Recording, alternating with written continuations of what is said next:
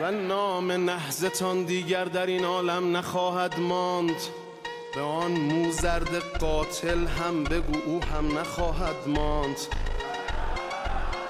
نفهمیدی هنوز این مرز وقت رزم چالاک است.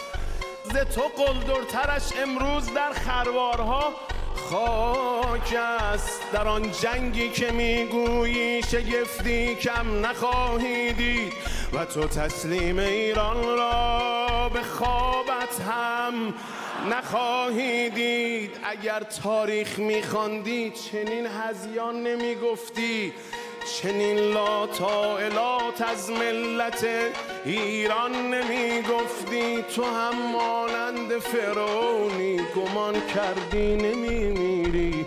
چرا از قصه اسلاف خود عبرت نمی گیری؟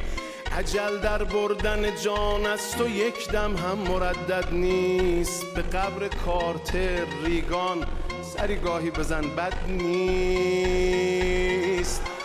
بمیر از کینه ما تا آدم آخر لبالب باش.